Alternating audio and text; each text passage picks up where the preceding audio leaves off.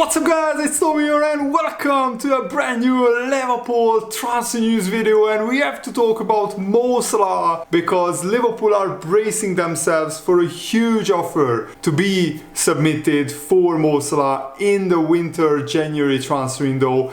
And let me know, what do you think about this? Do you want Salah to be sold for a huge mega offer so Liverpool can continue their rebuild, or would you give Salah a contract extension, or would you wait until the summer to sell Salah for something crazy like 150, 200 million? What would be the price that you would consider selling Salah in the winter transfer window? If there is any price, let me know in the comments below. I would love to hear from you. And last summer, after the transfer window shut in the Premier League, Saudi Arabian club Al Ittihad has submitted a £150 million offer to sign Salah, which was swiftly rejected by Liverpool. But there were rumors that Al Ittihad were planning to come back with a £200 million offer, which really never came and never materialized. And on November the 4th, Sky Sports reporter Darmet Shesh said that Liverpool have no plans to negotiate a deal for Salah during the winter transfer window. But Ben Jacobs came and gave a really interesting update. He said Liverpool would love to extend Salah's contract, but he will not be short of options in 2024.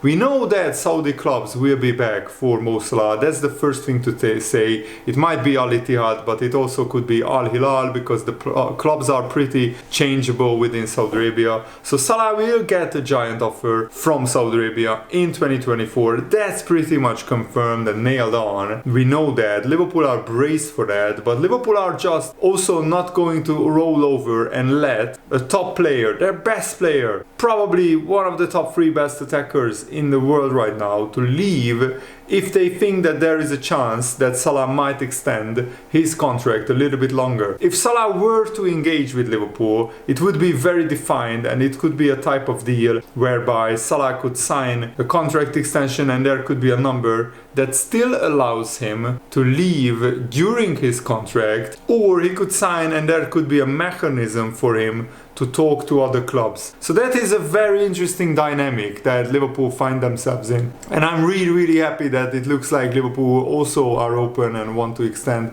Salah's contract. And I think Salah is very happy, very settled in Liverpool. He has a settled family life with wife and kids, and he loves to play for Liverpool and he wants to keep breaking records. And if he stays for Liverpool long enough, he might just become the second all-time Premier League top scorer. I can see Salah catching up with the second placed top scorer of the Premier League all time. I don't think he's able to catch Alan Shearer, because Shearer is like more than 100 goals ahead of him, or maybe even more there. But second place in the Premier League all-time top scoring charts is definitely doable. And guys, if you enjoyed these videos, make sure to leave a like, subscribe if you are new around here, and please, I need your help to keep continuing making these videos. So please subscribe to my Patreon, where you get great benefits if you sign up to there are a few tiers with more and more benefits the higher tier you sign up for, and it costs just a few dollars per month, and it helps me continue making these videos. Link it in the video description, or you can make a one-time donation. Press the thanks button below the video and you can donate there. Thank you so much for your awesome support. David Orstein, a very reputable journalist, said that Liverpool's hasn't given up on keeping Salah beyond his contract, and Salah leaving Liverpool isn't set in stone, and the hints that there are suggestions he would like to stay and continue to play at the highest level in Europe. And what a huge game we have coming up. Liverpool go to the league leaders Manchester City at the Etihad. It's a really top of the table clash between first and second, and I really hope that Liverpool can get a victory or at least a draw at the Etihad. That's really important. So Salah at the moment is sitting in 11th place in the Premier League all-time top scorers chart with 149 goals. Yes, I was right. Alan Shearer is more than 100 goals ahead of him with 260, but 213 goals is Harry Kane's goal tally, and Salah could beat that if he stays for another 2 or 3 seasons. But for Salah to score more than 111 goals more. That would need at least 4 or 5 seasons, and I just don't see that happening, that Salah would stay at Liverpool that long and keep scoring goals. And it's a shame, because I would love to see Salah at the very top of the goal scoring charts in the Premier League. And Fabrizio Romano also weighed in on this Mo Salah situation. He says Salah staying in the January transfer window at Liverpool, with a summer transfer less complicated, in his opinion. Fabrizio Romano said this: in January I see Salah staying at Liverpool, absolutely. I see Mo Salah being a part of the Liverpool project. I don't think anything can happen in the January transfer window. At the moment the message from Liverpool is the same as we had in the summer. Liverpool want to count on Mo Salah. He is an absolutely crucial player for them. Remember that when they received important approaches from Mo Salah in the summer, in the final days of the European transfer market, Saudi clubs offered a package worth of 150 million, an incredible amount of money for Mo Salah. And in that case, Liverpool said no. And so I don't see them selling the player in the middle of the season. And this is a very important season for Liverpool. They are still there fighting to win the Premier League, doing very well in the Europa League. So it's a positive season for Liverpool. I don't see them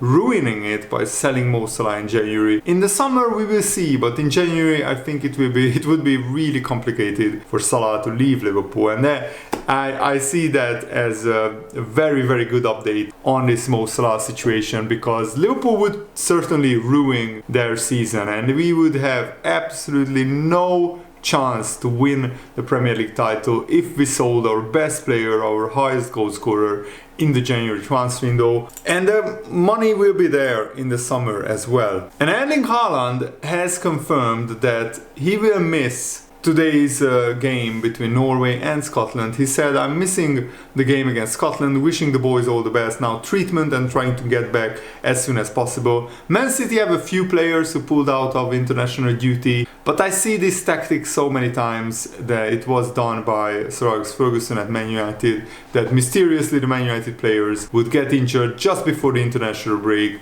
and then they get a 2-week rest and they would be back after the international break playing for Man United. And I see Man City doing the same. I think Erling Haaland will just be playing and starting for Man City against Liverpool. And if there is a squad in the Premier League which can handle a lot of injuries, it's Man City's squad. They have Kevin De Bruyne, John Stones, Nathan Ake, Ederson, Kovacic, Matheus Nunes, and now Erling Haaland as injured. But there is still a week until we play, or less than a week, 6 days until we play Man City at the Etihad. So I expect most of these players to recover in time. The biggest misses would be, of course, Erling Haaland and Kevin De Bruyne. De Bruyne is a long-term injury, and also Ederson. If Ederson is injured, that would be a huge advantage for Liverpool, because the second choice goalkeeper for Man City is not as good, of course. So let me know, do you think this is a tactic by Man City to just rest their players during the international break, or are they seriously injured? Liverpool, of course, have their own injury problems. We have Gravenberch, Curtis Jones, Thiago Bajcetic still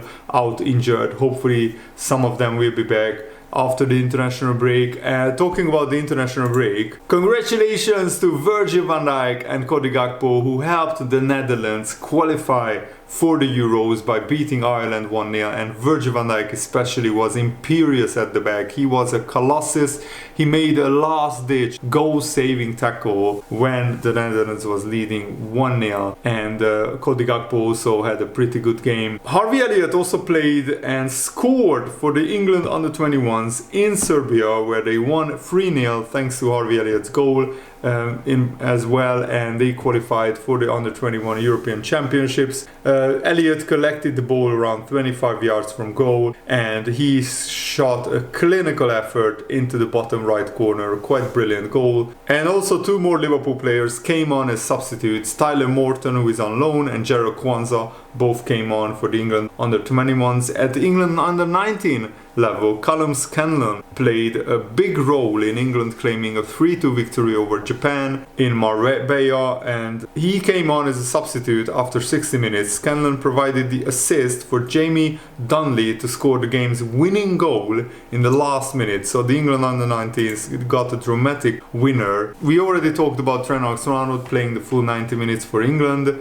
Tsimikas played the full 90 minutes for Greece. They lost a friendly against New Zealand. And Ben Doak claimed an assist in Scotland's under-21 victory, 2-0 victory over Belgium in a under-21 Euro qualifying match. That's a huge result for Scotland because Belgium usually are a lot stronger than Scotland. So congratulations to Ben Doak for getting assist on international duty as well. And Kieran Maguire, a financial expert of the Premier League, has warned that a potential rise in Premier League broadcasting revenue will not be at huge staggering levels previously seen in 2014 and 2017. There is huge interest in the Premier League rights, he has said. We have seen other leagues plateau or decrease when it comes to broadcast rights revenues, but I think broadcasters have realized that the Premier League sets a standard of engagement with fans which dissuades them from cutting the cord or cancelling the subscription. Therefore, it is very much the go-to, and as a consequence of that, there is still upward potential with regards to the value of broadcast rights. It will not be staggering levels like when we had a 70% increase in 2014 and 2017. The rise is magnificent for Premier League clubs, although they only proceeded to blow it on wages. They didn't really invest it in infrastructure and other things. If you take a look at the history of the Premier League, revenue has increased by 2,600%, which is crazy. But what is even crazier is that wages have increased 3,600%. So even more than revenues. And that's unsustainable in the long run. If you blow all your money on wages, or most of your money on wages, sooner or later you will go bankrupt when inevitably sooner or later the revenues will maybe decrease for some clubs who are not maybe as successful as in previous years. And even though Tsimikas had a very bad performance against Toulouse in the Europa League, he made up for it by getting 2 assists against Brentford in a really good display.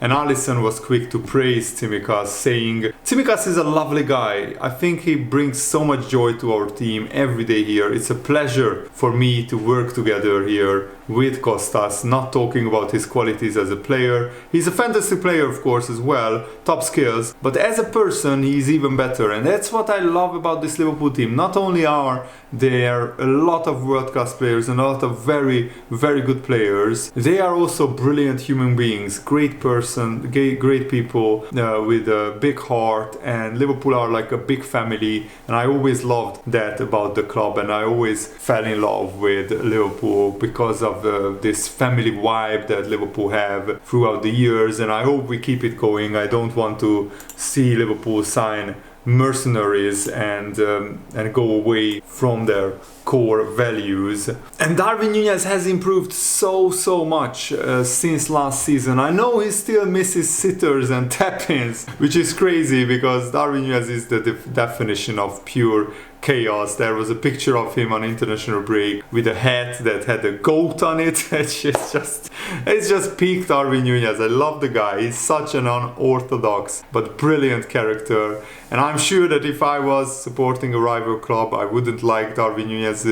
But as a Liverpool fan, I absolutely adore him. I absolutely love him because he's just exactly the right amount of chaos that we need. And I really hope that he can recover quickly after the South American qualifiers. Darwin Núñez scored the second goal for Uruguay, beating Argentina and ending their long unbeaten run. And also Luis Diaz scored 2 goals for Colombia, so hopefully Diaz and Darwin Núñez will be able to start against Man City because they are both on fire. And Jurgen Klopp said that Darwin Núñez was outstanding against Brentford. Everyone can see. Look at him, how Darwin kept the ball for us against Brentford. Who would have thought he could do that for us last year? The standout was Darwin because Brentford wanted long balls, so he started the pressing. His work rate was insane. In all the moments we could keep the ball on the ground and we could play football with Darwin Núñez connecting the game for us exceptionally. We were super dangerous, Jurgen Klopp added. And that's brilliant. He provides energy, speed, speed, strength and excitement. He gets his team and the fans going. The relationship between Darwin Núñez and Mo Salah is blossoming as well. Darwin Núñez has assisted like 7 or 8 Premier League goals, and all of those assists were to Mo Salah, which just absolutely is a crazy stat and a brilliant way to end this video. I really hope that you guys enjoyed it. Later today I'm going to the Hungary-Montenegro game. Hungary are already qualified for Euro 2024, so I'm really looking forward to celebrating with 67,000 Hungary fans in the Puskás Arena, and I will watch Szoboszlai live again. Thanks for watching, have a lovely day, see you later, goodbye.